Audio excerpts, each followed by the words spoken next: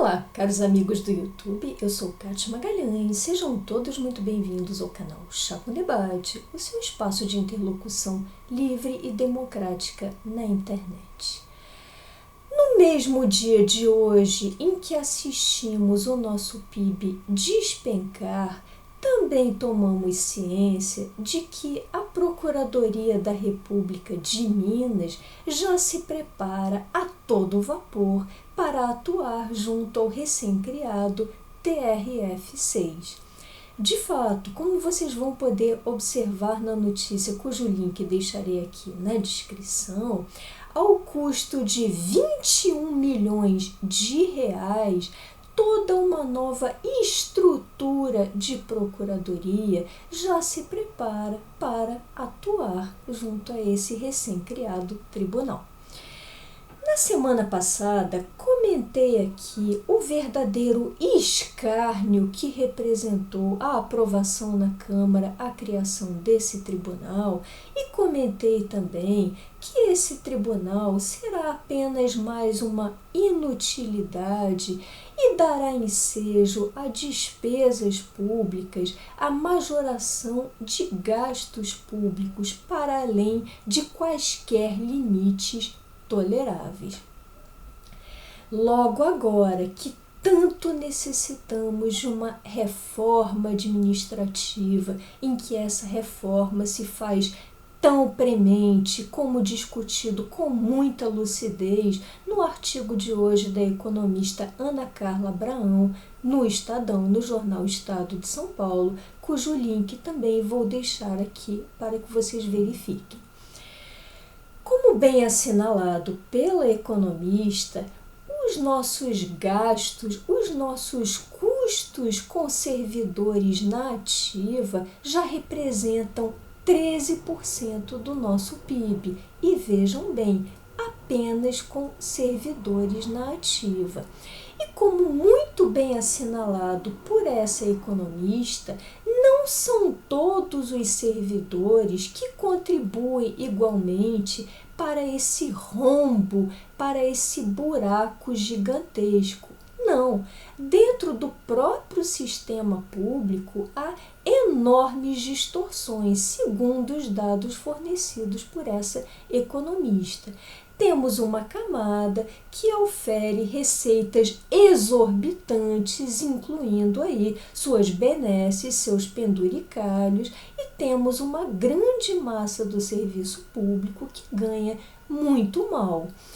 E aí me pus a pensar, não foram mencionados esses casos no artigo da economista, mas me pus a pensar, afinal, não vamos querer comparar, por exemplo, o salário de uma enfermeira ou de uma técnica de enfermagem de um hospital municipal, de um município pequeno, ao salário, por exemplo, de um juiz ou de um desembargador. Não há qualquer parâmetro de comparação.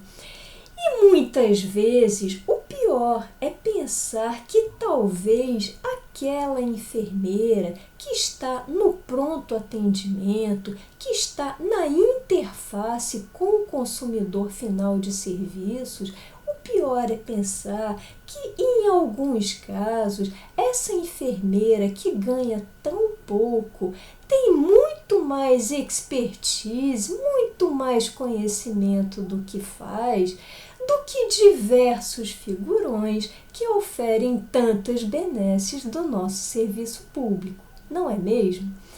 Mas voltando ao artigo da economista, Ana Carla Abraão prossegue ainda sobre a necessidade, sobre a premência de uma reforma administrativa, destacando, entre outros pontos, a necessidade de uma avaliação funcional efetiva, que sabemos que atualmente inexiste no serviço público. No serviço público, uma vez ingressado o servidor, uma vez aprovado no concurso, a única certeza que ele tem é que lá prosseguirá até a sua aposentadoria. E mais, que ele oferirá aumentos por tempo de serviço que muitas vezes não são justos. Afinal, pode ter decorrido tempo, podem ter decorrido vários anos até, e aquele servidor pode não ter se tornado mais capacitado na sua função, pode não ter aprendido uma vírgula a mais do que sabia quando do ingresso na função, quando de sua aprovação no setor público. Daí a enorme injustiça desses aumentos por tempo de serviço e não por capacitação, por performance individual, como deveria ser e como muito bem acentuado no artigo de Ana Carla Abraão. Por fim, a economista toca no polêmico aspecto dos direitos adquiridos, esse tal instituto que, em tese, impediria a aplicação de uma reforma administrativa aos servidores já atuantes, aos servidores já aprovados no concurso, e que postergaria, transferiria essa aplicação apenas aos futuros servidores. E aí, Ana Carla, de forma muito sutil, associa o Instituto de Direitos Adquiridos no Serviço Público ao que ela denomina, e a meu ver com muita propriedade, de privilégios adquiridos. Já tive a oportunidade aqui no canal, por mais de uma vez, de travar essa discussão em torno do Instituto do Direito Adquirido e de sua aplicação ao serviço público, e já manifestei o meu entendimento de que o direito adquirido não me parece mesmo ser aplicável ao serviço público. E por que não? Simplesmente porque, no meu entender, vocês podem ter uma posição contrária, por favor, deixem aqui nos comentários, mas entendo que o Instituto do Direito Adquirido não se aplica simplesmente porque, nesse caso, uma das partes, que é a parte que custeia tudo isso, que paga a conta, o pagador de impostos, não tem sequer a oportunidade de manifestar a sua anuência ou a sua recusa. Então, teríamos aí um negócio já completamente viciado, uma imposição dos tais direitos, entre aspas, sem que a parte pagadora tenha a manifestação, a ocasião de se manifestar. Por isso é que eu costumo entender que o direito adquirido seja mesmo um instituto reservado ao direito privado, ao âmbito das relações privadas, das relações contratuais entre as partes, onde essas partes podem dispor livremente dos seus interesses, o que está longe de ocorrer no setor público. E por fim, antes de me despedir, gostaria de deixar vocês aqui com uma notícia que me parece bastante animadora.